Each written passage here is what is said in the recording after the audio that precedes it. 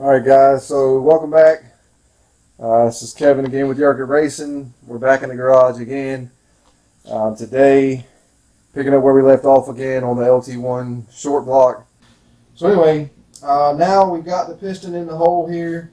Got the bearing in the top side. We're putting everything in dry right now. I'm going to get ready to check the clearance on the rod bearing to make sure I'm good there. So I'm going to get a piece of plastic gauge and put that in the cap side, and we'll check it from there.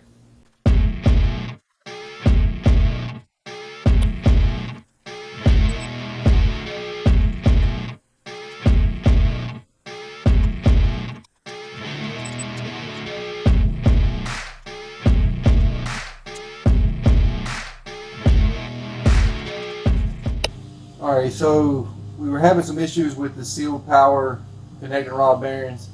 They were a little bit tighter than what we really wanted them. They were in factory spec, but for what we're doing, we want them a little bit looser. They make some thinner bearings, but they are hard to get, and they can't. I so far haven't even found a complete set of them. You can get them, but they're pretty expensive. So we're going to try give these a shot here. They're the Molly brand. See if they turn out to be a little bit looser. Hopefully they will, fingers crossed, but we're going to give them a shot.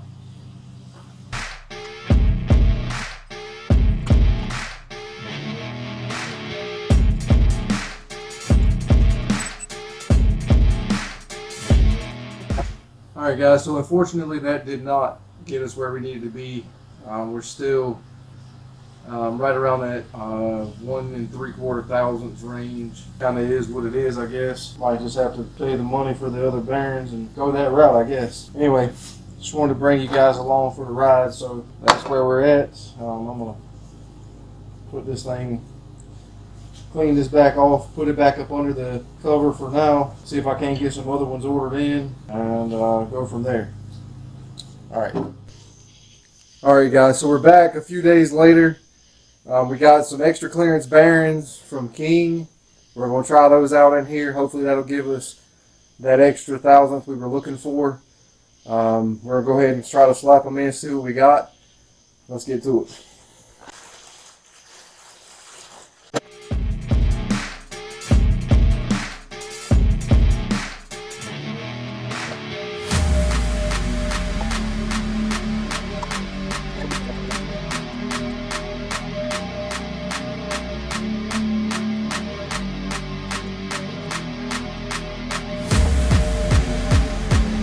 Alright guys, so got the new bearings in place. I'm going to get ready to torque this down and we'll see what we got.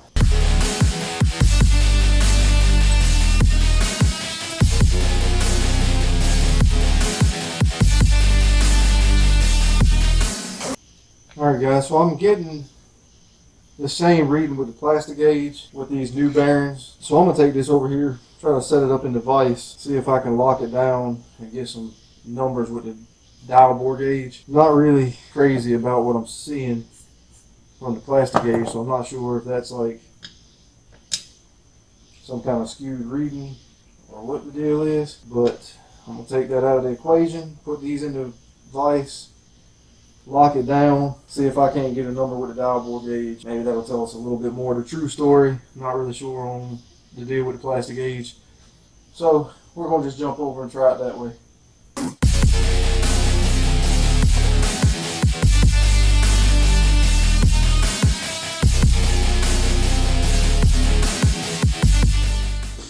Alright guys, so one thing I just noticed with the King bearings versus the Molly, I only had, like the Mollys were all the same. The Kings are actually different for the ones I got. So there is a cap side and a rod side. Just want to throw that out there in case anybody runs into it. There's an offset to it that's different with the tabs on there, but that's what they did. It's two different bearings. So I'm guessing maybe that's my clearance issue. And right now I'm going to check the ring fitment on this number 2 cylinder. I need to pull the piston back out anyway to go over the rings one more time, since I had to clean that hole up and make sure, see how much the gap grew, see if I need to make any changes or not. So that's what I'm going to do now. I got another set of rings here in case I need it. Anyway, we're going to tackle it. Let's get it done. Throw our second ring in the hole here. I have one of my other assemblies here. Make sure it's square in the bore. Top should be at 32. Alright, so ring gap ended up growing 41 to 41, so 9 thousandths. That's quite a bit. Yeah, so I'm going to have to redo that one.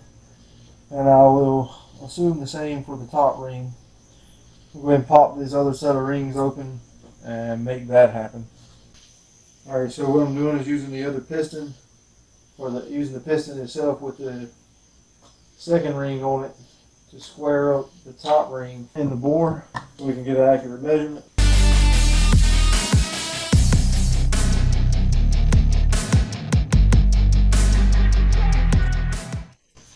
Piston back in the hole with the rings like they should be.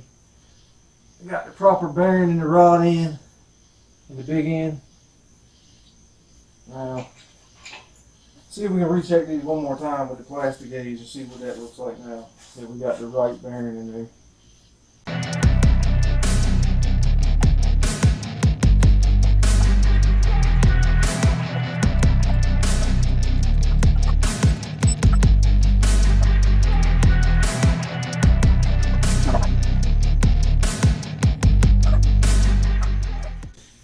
Oh man. Alright guys, so we gave it another shot with these King extra clearance bearings. Unfortunately, they seem to be coming up as the same size as what the Molly bearings were to begin with. I'm still showing between 1.5, almost 2 thousandths on this rod bearing right here. I don't know what it is about it. I guess Molly must be making theirs a little thinner than King to begin with. It's the only thing I can figure. But anyway, looks like I need to be online ordering a set of Molly extra clearance to go in here. So anyway, I guess that's where we are. Back to the drawing board again. I'm going to try it one more time with one more set, I guess. And anyway, that's all we can do. Keep trying. Alright guys, so I come back out the next day. I tried to find me a rod vise in town, but they didn't have one. Basically where we left off, the King bearings, coming back with the same results. Kind of starting to think it might be the plastic gauge giving me some readings that are kind of off. Alright guys, so back out again in the shop. Basically want to give you a rundown of what happened with the bearings the last time. So we ordered those extra clearance bearings from King, and after some looking into it, turns out they were actually the standard size bearings. Somehow they were put into the wrong box, or at least the bearings are standard size. Their measurements to be standard size range according to King. So looks like there was just an error in boxing. I ended up going ahead and ordering some Cleveite extra clearance bearings. Those were a little bit faster to get this time. So I'm going to go ahead, I'm going to give those a shot. They're supposed to give me 1,000 extra clearance just like the King bearings did. So hopefully these will measure out right and we'll be on our way. It's about the third set of rod bearings and 3 sets of main bearings trying to get this thing in spec. So anyway, hopefully these will work out. We're going to go ahead and jump back into it and pick up where we left off. I'm going to go ahead and throw the new bearings in the rod and see what we got. That's the part number there for the Cleveite extra clearance. These bearings are marked with upper and lower on it.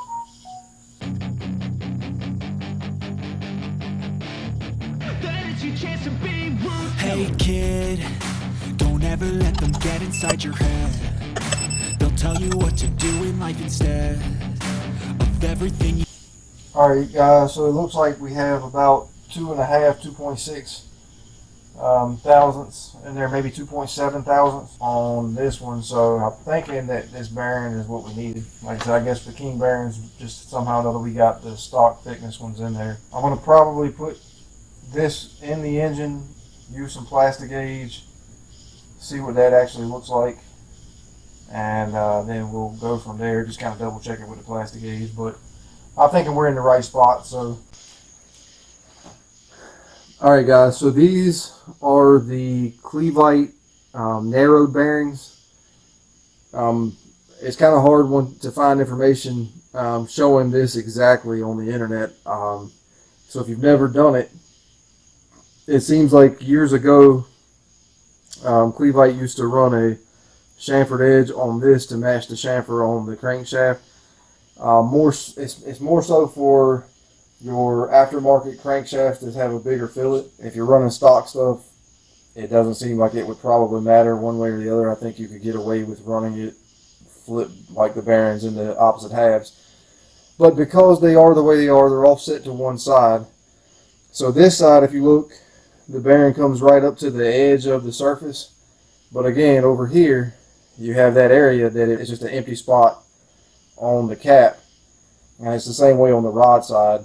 But you want that empty area there because, like I said, apparently, they used to have it chamfered like that so that it would match the chamfer here and just not have any issues on the crankshaft. Pretty important to note, anytime you're putting them together, just make sure you have, like, these bearings are spelled out. They have upper on them, upper, and they have lower on the other half of the shell.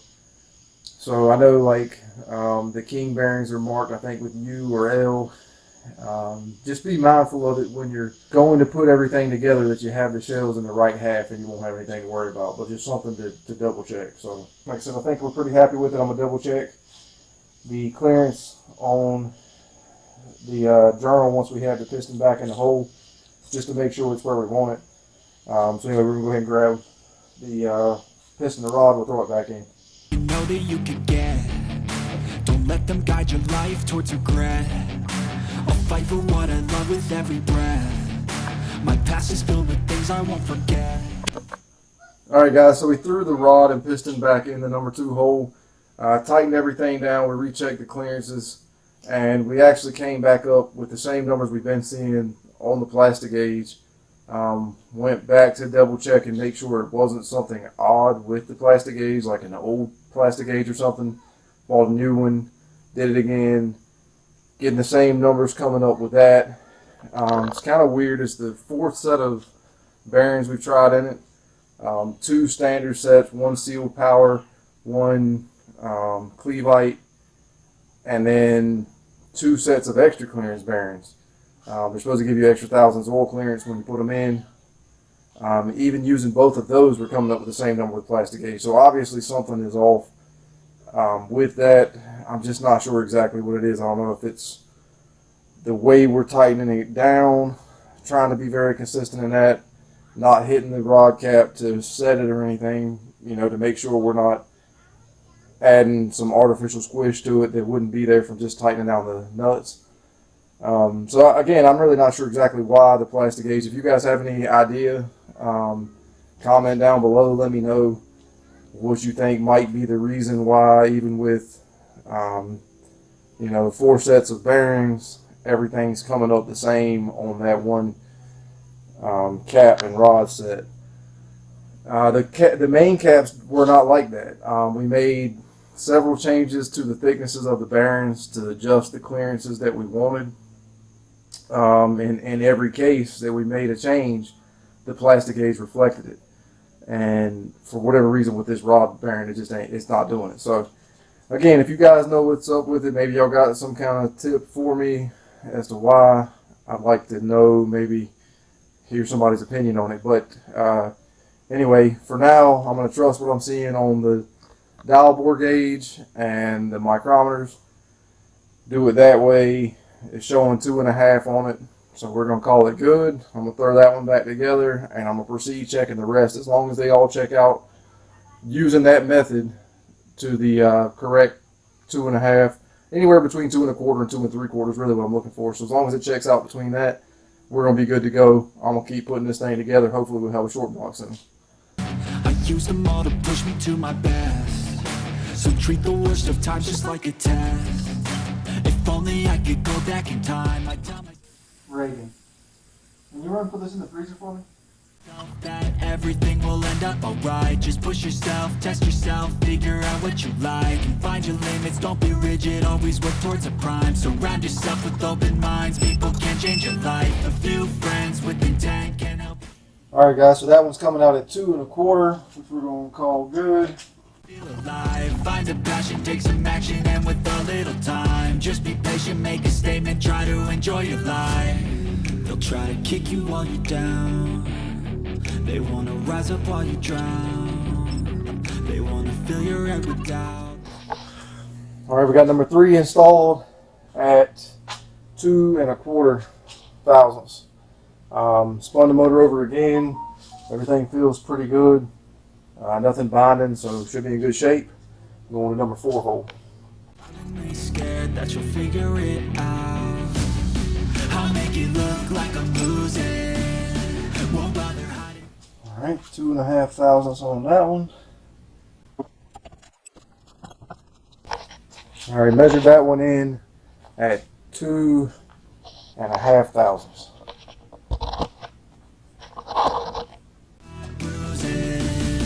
And when they finally think you're wounded, then it's your chance to be ruthless. Alright guys, so we got the number 4 rod and piston installed, showing clearances on that at 2.4 thousandths. So looking like everything is kind of in the range we want it to be. We'll keep on plugging away here.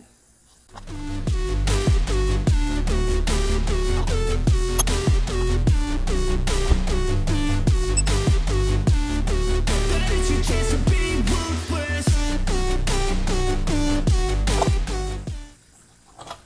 2 1/2 thousandths on that one too.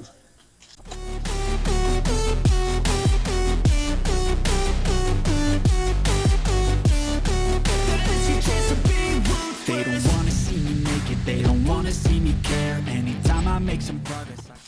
Alright guys, we got the number 5 rod installed. 2 1/2 clearance on that one also, or 2.4. So basically we're at 2 1/2, 2.4, 2 1/2, 2.4. So I mean, we're kind of right in that 2 1/2 range. Engine's still spinning over nice and free. No, nothing binding. I like to do it between, I like to spin it over after each rod. That way we know if we get a bind or anything, we know where it's at. So anyway, we'll keep going. See that they compare, I think everyone's against me. Maybe something in the air. Am I paranoid? I swear a void is forming and they're scared I walk a straight path.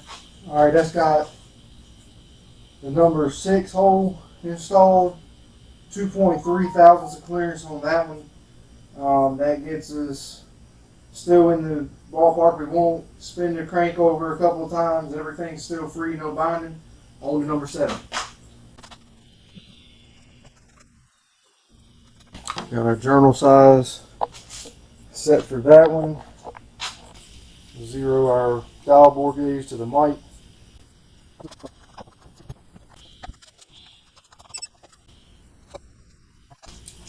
Alright, 2.9 thousandths on this one. Alright, got 2.9 thousandths on number 7. I'm going to go ahead and put that in now.